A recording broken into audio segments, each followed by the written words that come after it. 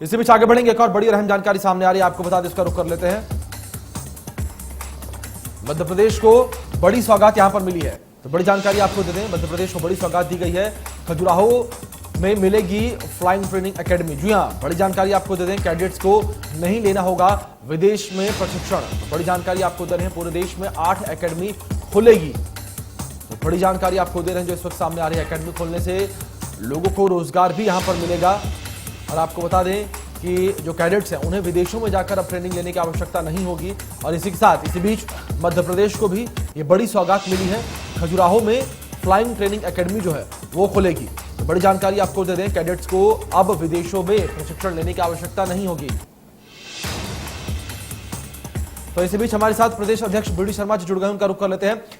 BD जी, जिस तरीके से यहां पर यह बड़ा फैसला लिया गया है, और ये कह सकते हैं कि मध्य प्रदेश को एक सौगात, बड़ी सौगात, और तमाम रोजगार जो है वो भी उत्पन्न होंगे। किस तरीके से रोजगार यहां पर आम जनता को दिया जाएगा, और किस तरीके से कब तक ये पूरा खाका बनकर तैयार होगा बीडी जी?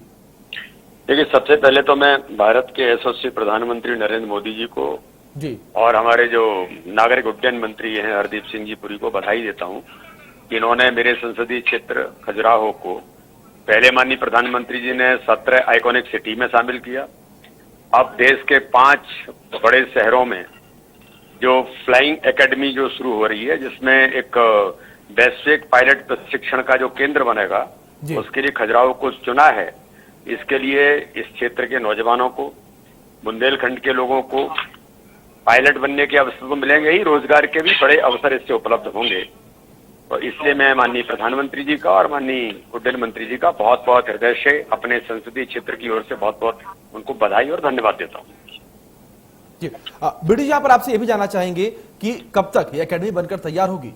काम शुरू हो गया, उसका काम शुरू हो गया है, एजेंसी तय हो गई, सारी चीजें शुरू हो गई।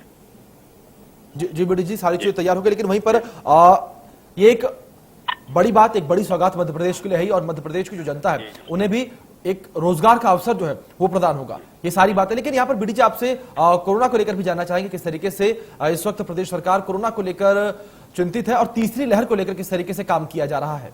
देखिए, कोरोना आज मध्य प्रदेश के अंदर क्राइसिस मैनेजमेंट का एक बड़ा सेटअप मध्य प्रदेश की सरकार ने आइडियल तौर पर जो शुरू किया गांव-गांव तक, उसका परिणाम ये कि आज हम कोरोना के इस संकट से बाहर निकल रहे हैं। जी, मैं अपने संसदीय क्षेत्र में अभी कल ही सारे दौरे करके लौटा, तो तीनों जिलों में से कहीं 1-2 केस अब आ रहे हैं, बाकी सभी जगह पर अब हम इससे निजात पाने की ओर हैं। और बाकी हमारे प्राइमरी हेल्थ सेंटर से लेकर के सब चीजों की सुविधाएं कैसे दी जा सकती हैं, कैसे हम इसको करें, सब व्यवस्थित तरीके से सरकार ने, संगठन ने मिलकर के इसको बेहतर किया, और मुझे लगता है कि हम इससे जल्दी ही निजात पाएंगे।